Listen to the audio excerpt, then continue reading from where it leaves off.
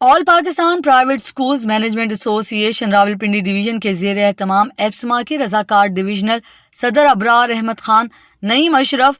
غفران عمر، راشد منہاس، مشتاق حیدر، ملک محمد اعجاز، وقار حیدر شاہ کی قیادت میں سیلاب سے متاثرہ علاقے صوبہ سندھ ضلع کشمور کی تحصیل کند کوٹ میں 50 لاکھ روپے کے امدادی سامان لے کر پہنچ گئے۔ ابرار احمد خان نے کہا کہ مصیبت کی اس گھڑی میں ایفسما ہر طرح سے متاثرین کے ساتھ کھڑی ہے۔ اس وقت ایفسما کی مرکزی قیادت سمیت ملک بھر میں متاثرین کی امداد کا سلسلہ جاری ہے۔ انہوں نے ضلع چکوال کی ٹیم، خاص طور پر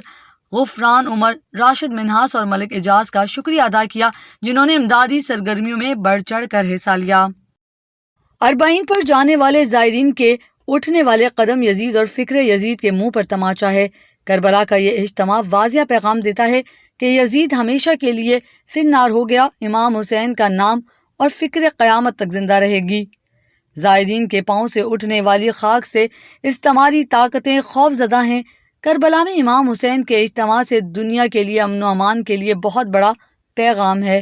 ہم عراقی عوام کو سلام پیش کرتے ہیں جو امام حسین کے زائرین کی خدمت کرنا سعادت سمجھتے ہیں۔ یہ بات امام جمعہ میلبرن اور شیعہ علماء کونسل پاکستان شیعہ آسٹریلیا کے رہنما حجت الاسلام اشفاق وحیدی نے نماز جمعہ کے خطبے میں کہی۔ راولپنڈی کے معروف اور قدیم ہولی فیملی ہسپتال کے سرجیکل وارڈ کے مریضوں کا خون پینے والی لیڈی ہاؤس آفیسر یسرا، جو خون پیتے ہوئے رنگے ہاتھوں پکڑی گئی تھی، کو سزا سے بچانے کے لیے ہسپتال کی انتظامیہ نے متضاد دعوے کرنا شروع کر دیے ہیں۔ اس خونخوار واقعے کے بارے میں ملنے والی تفصیلات کے مطابق چند روز قبل راولپنڈی کے معروف اور قدیم ہولی ہسپتال کے سرجیکل وارڈ کی لیڈی ہاؤس آفیسر، جن کا نام یسرا ہے، معلوم ہوا ہے کہ مسیحی برادری سے تعلق رکھتی ہیں اور چند سالوں سے ہولی فیملی ہسپتال کے سرجیکل یونٹ میں خدمات سر انجام دے رہی ہیں۔ چند دن قبل ان ایک مریض کے کینولا سے، جو کہ مریض کو انجیکشن لگانے کے لیے لگایا گیا تھا، سے منہ لگا کر مریض کا خون چوس رہی تھی۔ اس امر کی تصدیق ان کے منہ پر لگے ہوئے خون کے چھینٹوں سے بھی ہو گئی۔ اس واقعے پر متعلقہ مریض کی اٹینڈنٹ نے شور شرابہ کیا تو ہسپتال کی انتظامیہ نے تحقیقات کی تو ثابت ہو گیا کہ لیڈی ہاؤس آفیسر خون پینے کے لیے اس مکروہ عمل میں ملوث ہیں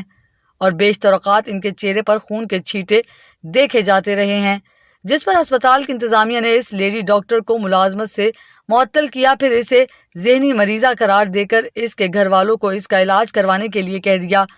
اس سلسلے میں معلوم ہوا ہے کہ ہسپتال انتظامیہ اس واقعے کو دبانے کی کوشش کر رہی ہے تاکہ ہسپتال کی بدنامی نہ ہو، اس لیے انتظامیہ کی جانب سے متضاد دعوے بھی کیے گئے ہیں۔ تاہم اس واقعے کے بعد بھی ہولی ہسپتال میں خوف و ہراس پایا جاتا ہے۔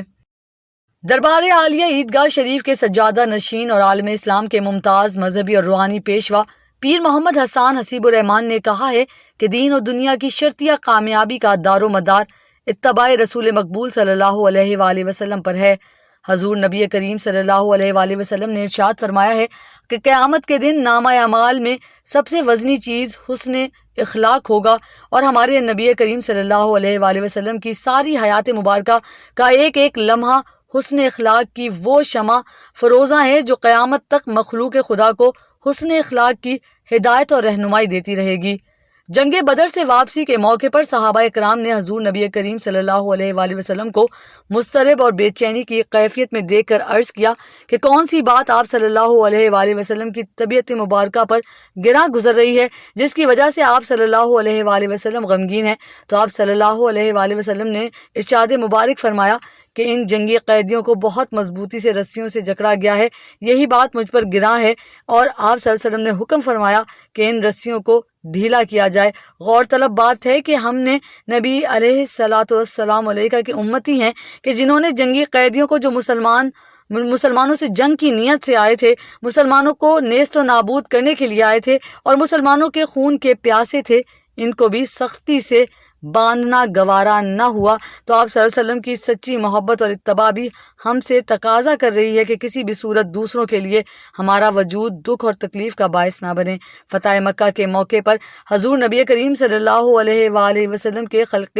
عظیم کی ایک عظیم روشنی اس طرح بھی ظاہر ہوئی کہ آپ صلی اللہ علیہ وآلہ وسلم نے اپنے صحابہ کرام کے خون کے پیاسے بدترین دشمنوں کو نہ صرف معاف فرمایا بلکہ ہتھیار پھینک دینے والے بیت اللہ شریف اور اپنے گھروں میں چلے جانے کی اجازت دے دی۔ ان خیالات کا اظہار انہوں نے جمعۃ المبارک کے روز عیدگاہ شریف میں منعقد ماہانہ محفل 12ویں شریف کے موقع پر خطاب کرتے ہوئے کیا۔ انہوں نے مزید کہا کہ آج ہم دین متین سے کس قدر دور ہیں کہ دوسروں کی عزت پامال کرتے ہیں اور غیبت کر کے اپنے مردہ بھائی کا گوشت کھاتے ہیں۔ سکون قلب اس میں نہیں ہے کہ ہم دوسروں کو رسوا کر دیں بلکہ اطمینان قلب سچی اتباع رسول مقبول صلی اللہ علیہ وآلہ وسلم میں ہے جو نہ صرف انسان کو مطمئن کر دیتی ہے۔ درود و سلام کے بعد پیر محمد نقیب الرحمن کی وطن عزیز کی سلامتی، خوشحالی، ترقی، افواج پاکستان کی سربلندی، سیلاب زدگان کی آباد کاری اور حفاظت اور اتحاد بین المسلمین کے لیے خصوصی دعا پر ہوا۔ محکمہ موسمیات نے پیش گوئی کی ہے کہ ملک کے بالائی علاقوں میں نمدھارے داخل ہو رہے ہیں اور امکان ہے کہ اگلے 4 سے 5 دن کے دوران بھی جاری رہیں گے، جس سے خیبر پختونخوا، اسلام آباد، پنجاب، سندھ، بلوچستان، گلگت بلتستان، AJ کے 10 ستمبر سے لے کر 14 ستمبر تک بارش کی امکانات ہیں، گرج چمک کے ساتھ۔ اب تک کے لیے اتنا ہی۔ مزید خبروں سے باخبر رہنے کے لیے دیکھتے رہیں SRM پنڈی نیوز HD۔